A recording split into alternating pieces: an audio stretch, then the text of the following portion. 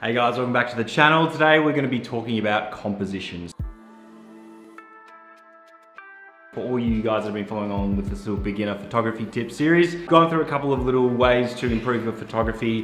Today we're going to be talking about composition, which is probably one of the more important things when it comes to good photography. Some of this also applies to videography a little bit, but it gets a little bit complicated when you try and split them up. So we're just going to focus on photography and video basics today. We're going to go through the rule of thirds, how to pose your model, how to not pose someone or your subject in a photo, and how to use different spaces in your photo to create different looks for your model.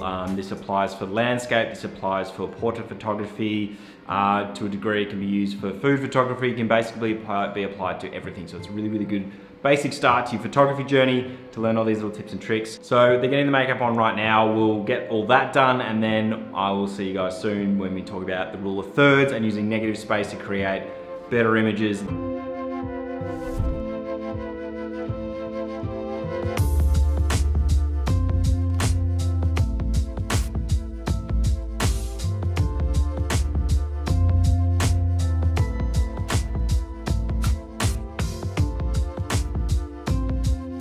Alright guys, so we're here with Lila. She's just got all glammed up by the lovely Christy / camera woman. We're going to be talking about the rule of thirds. If you look at the frame that you've got on your camera and you divide it up by thirds, both vertically and horizontally, you're going to have 3 different segments, both vertically and horizontally, to divide up your image. When I'm looking at a subject like Lila, I'm going to make sure that I'm putting her on one side of the frame, either side, and I'm going to try and put her eyeballs on one of the top thirds of the frame. The reason being is it does evoke a lot more emotion and it creates much more captivating images. I'll show you 2 side-by-side shots, one where Lila's right in the middle and then one where she's off to the side and posed a little bit, and you can see the difference. One thing I would make sure that you are doing if you are placing a subject off to the side is make sure that they are facing into the frame.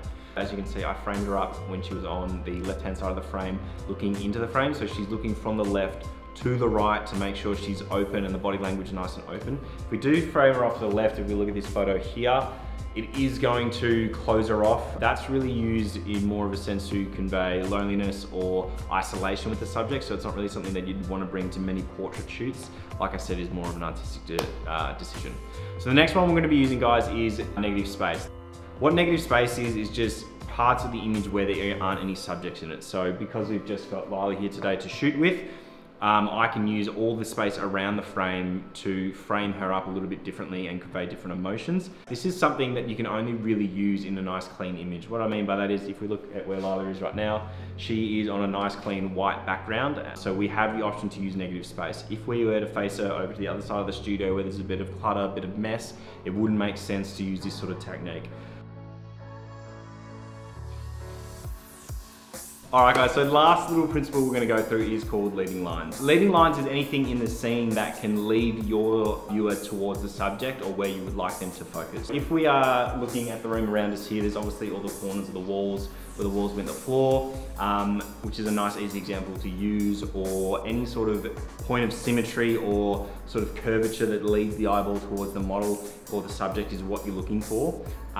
There are some cases, like if we were shooting here and we wanted to use negative space with leading lines, where you can ask your model to manipulate their body in a way that's going to lead the camera there, and we'll show you how to do that with Lila here. It is quite difficult to pose a model if you are using their body to create leading lines. So as we've got this really blank background, it's really good if you want to show off obviously product, or if I was, for example, shooting the jewelry around that Lila's brought, I would probably use the background like this because the focus is on the jewelry.